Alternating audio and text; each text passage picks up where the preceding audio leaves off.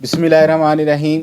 अस्सलाम वालेकुम रहमतुल्लाह। आज की इस वीडियो में हम बात करेंगे कि नौजवानों की जिनसी मामलात में कुछ अहम गलत फहमियाँ क्या हैं। वीडियो शुरू करने से पहले अगर आपने अभी तक हमारे चैनल को सब्सक्राइब नहीं किया तो चैनल को सब्सक्राइब करके साथ लगी घंटी को दबा दें और वीडियो को दोस्तों के साथ शेयर लाजमी किया करें। दवाखानों और हकीमों के पास जो मरीज़ जिनसी इलाज के लिए आते हैं, यकीन कीजिए कि इनमें से 90% ज़हनी और नफसियाती मरीज़ होते हैं। इन्हें अगर कोई जिनसी शिकायत होती भी हैं तो वो बहुत आम और सीधी सादी सी होती हैं, जिनका आसानी के साथ इलाज मुमकिन है।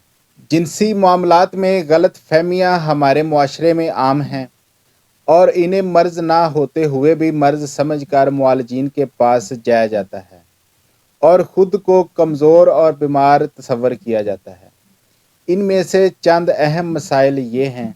नंबर 1 पर है एहतलाम, यानी नींद की हालत में ख्वाब आकर या बग़ैर ख्वाब के मादा मनविया का खारिज हो जाना।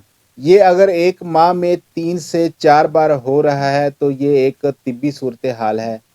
ना इससे परेशान होने की ज़रूरत है और ना इलाज की। अगर इससे ज़्यादा हो रहा है तो बहुत सीधे साधे इलाज बल्कि सिर्फ माहिर मुआलिज से मशवरे से ही कमी आ जाती है। और अगर वाकई ही आपको एहतलाम का मसला है तो इसकी वजूहात और इलाज के लिए आप चैनल पर वीडियो देख सकते हैं। नंबर 2 पर है जरियान, लेसदार कतरों का आना, मज़ी का आना, यानी पेशाब से पहले या बाद में चंद लेसदार कतरों का खारिज हो जाना या जिनसी ख्यालात के वक़्त शफाफ लेसदार कतरों का खारिज होना। ये भी कोई बीमारी नहीं है बल्कि एक तिब्बी सूरत हाल है। इससे ना सेहत पर असर पड़ता है और ना जिनसी ताकत पर। ये लेसदार कतरे तो जिनसी अमल की ज़रूरत हैं, इसीलिए ख्यालात की वजह से या जवानी में शहवत की ज़्यादती से खारिज हो जाते हैं। लेकिन अगर इसमें बहुत ज़्यादती हो जाए तो नापाकी का एहसास बहरहाल परेशान ज़रूर कर देता है, मगर इसमें भी मामूली इलाज से आराम आ जाता है। इस पर भी डिटेल वीडियो मौजूद है, वो आप चैनल पर देख सकते हैं। नंबर 3 पर है खिसियों, टेस्टिकल्स का नीचे लटक जाना या सिकुड़ जाना। इसे आमतौर पर बीमारी समझा जाता है जबकि ये कुदरती तौर पर दर्जा हरारत को दुरुस्त रखने के लिए होता है ताकि स्पर्म्स को कम या ज़्यादा दर्जा हरारत से नुकसान ना पहुंचे। उसके बाद है नफ्स के साइज में कमी या इसमें कमी महसूस होना या इस पर उभरी हुई रगों का नजर आना। लोग इससे आमतौर पर बहुत खौफजदा हो जाते हैं, हालांकि इनमें से कोई भी मर्ज नहीं है और ना ही इससे इंटरकोर्स करने में कोई फ़र्क पड़ता है और ना ही हमल में। ज़रा सा टेढ़ापन बिल्कुल नॉर्मल है, बल्कि जदीद तहकीक के मुताबिक एक कुदरती ज़रूरी चीज़ है। रगों का उभरा हुआ होना भी कोई अचंभे या फ़िक्र की बात नहीं। और जहाँ तक साइज़ का मसला है तो कम्युनिटी गाइडलाइन की वजह से ज़्यादा डिटेल से बात नहीं कर सकते, वरना मैं तफसील से जदीद तहकीकात से इस तरह साबित करता कि इंशाअल्लाह हर नौजवान की तसल्ली हो जाती। आपको हैरत होगी कि ये साइज़ का मसला एक आलमी मसला है।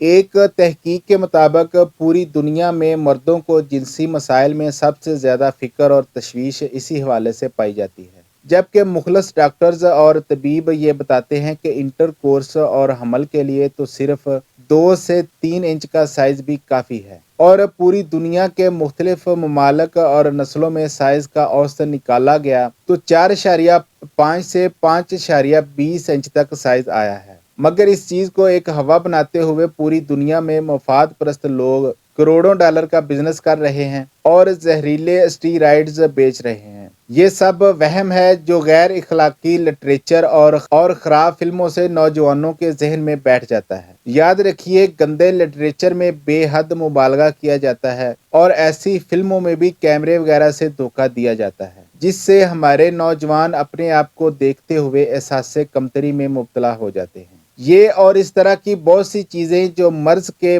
ना होते हुए भी मर्ज़ समझी जाती हैं और इनका हफ्तों और महीनों इलाज कराया जाता है, अगर इनके बारे में सही मालूमात बर वक्त हो जाएं तो खामख्वाह ज़हन परेशान ना हो और माल के नुकसान से भी महफूज रहा जाए। सबसे बढ़कर गैर ज़रूरी अद्वियात के इस्तेमाल से सेहत को जो नुकसान पहुँचता है, इससे भी बचा जा सकता है। इसके मुतल्लक मजीद आपके जहन में कोई सवाल हो तो आप कमेंट बॉक्स में पूछ सकते हैं, या फिर फेसबुक, ट्विटर और इंस्टाग्राम के लिंक दिए गए हैं, आप उधर भी मैसेज कर सकते हैं। अपना और अपनों का बहुत सारा ख्याल रखिएगा, दुआओं में याद रखिएगा। अल्लाह।